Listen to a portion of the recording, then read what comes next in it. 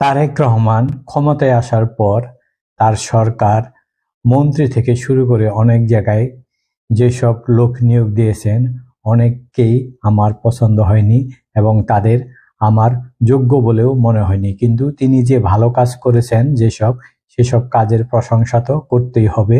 বিশেষ করে তিনি সম্প্রতি তার প্রেস উপসচিব হিসাবে নিয়োগ দিয়েছেন সাংবাদিক হাসান শিবলুকে।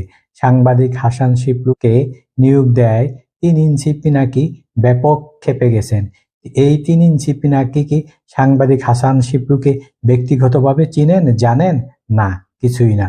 তাকে কেউ হয়তো মিথ্যা বিভ্রান্তিকর তথ্য সরবরাহ করেছে, আর সেই তথ্য নিয়েই শুধু হাসান শিবলু নয়, এই তারেক রহমানের বিরুদ্ধেও তিনি মাঠে নেমেছেন।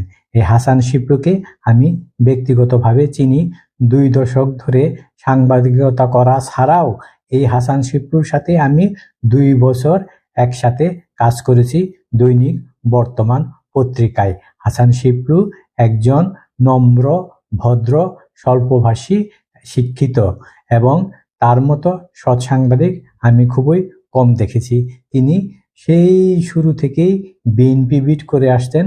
বন্ধু হাসান শিবলুর জন্য রইল শুভকামনা।